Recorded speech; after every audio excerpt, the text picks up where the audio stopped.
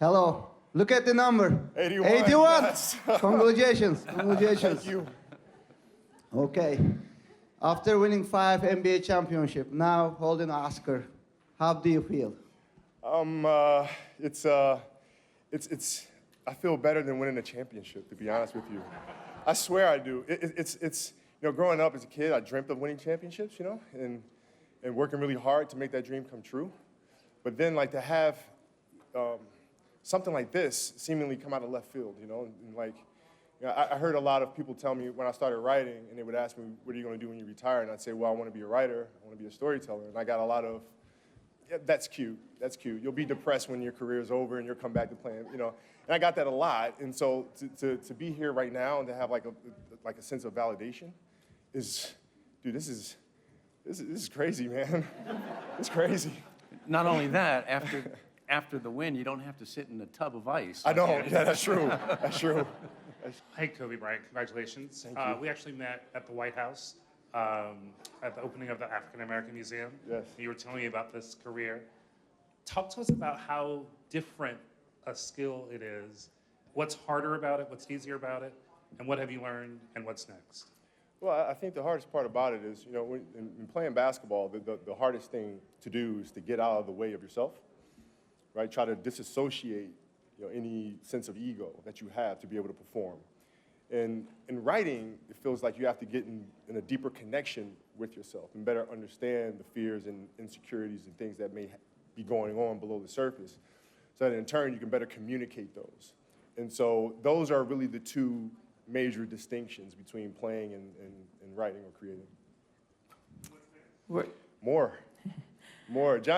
John Williams, it sounds crazy to even say that, but after you scored the film, he looked at me and Glenn and goes, okay, that was way too short. You got to give me something longer. And I was like, oh my God, okay, we're working on it. We're trying. Obviously, you've won championships, Olympic gold medals, now this. I want to know, you talked about this meaning more to you, but at the same time, can you talk about the struggles that you may understand now about someone who's achieved fame, trying to find a new outlet for their talents? And obviously, you feel you've found something here. Would you like to make a feature film one day? Yeah, we've actually been hard at work over the last 2 years, focusing on novels. And we've been able to create 5 novels. Each novel going out a series of 5 books. And we look forward to bringing that to the market within the next couple years. But the hardest thing for athletes to do is when you start over, you really have to quiet the ego. And you have to begin again. You have to be a learner all over again. You have to learn the basics of things. And that's really the hardest part. So my advice to athletes is, first and foremost, find a thing that you love to do. Right? I wake up in the morning, I can't wait to write. I can't wait to get to the studio, And so when you find a thing that you love to do, then everything else tends to make sense. I wanted to ask you about how much of this project put you out of your comfort zone, and what was it like working with John Williams? All of it put me out of my comfort zone. My daughter gave me the best piece of advice. I was a little worried about turning this into a film. I'd never done something like that before. And we were in a house, and we were talking about it as a family. And my little 11-year-old Gianna goes, well, Dad, you always tell us to go after our dreams, so man up. She's 11.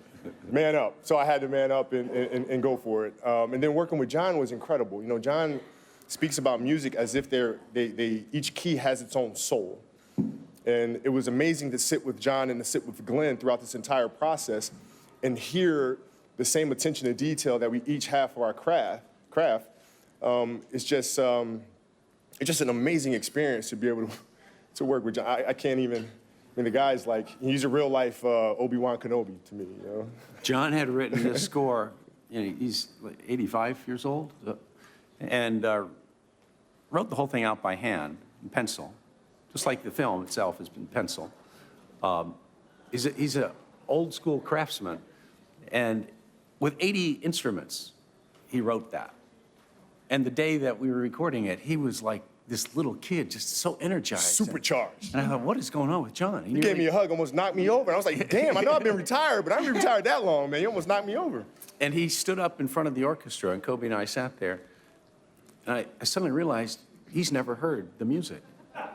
He's just been hearing it in his head, and he wrote it, and with 80 instruments and recording it. And he lifted his arms, and it was this beautiful score, the score that you hear. And Kobe wanted to shout, and went, like, no, the red light. And when it was done, John turns to us and says, I promise you, it's going to get better. I said, man, I thought we were done. But John was incredible, man. Yeah. I saw this at the Tribeca Film Festival under EGOT winner Whoopi Goldberg shorts. It was impressive and amazing. Thank you. Congratulations. Thank you. You're very welcome. Now, a lot of people talk about their heroes, but I have a question for you. Can you share the sheroes in your life? Oh, yeah. That's, when I had the idea of starting a studio, I like cold calling people. And so the first person I called was Oprah.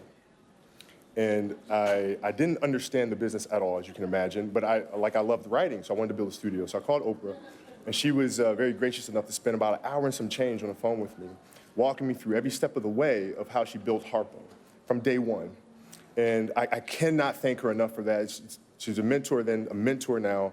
Shonda Rhimes is absolutely amazing. And she opened up the doors for me to go down to Shondaland and sit in the creative room, writer's room, and be on set.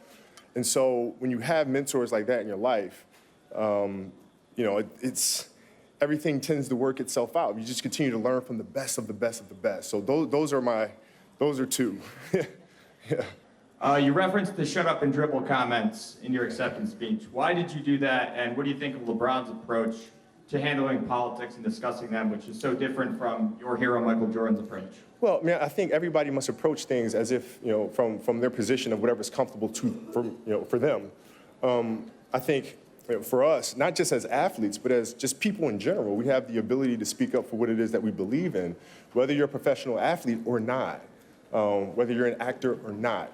You still have the ability to speak up for what it is that you believe in, and as well as people have the right to criticize that. I mean, this is the democracy that we live in. That's what makes America beautiful. So.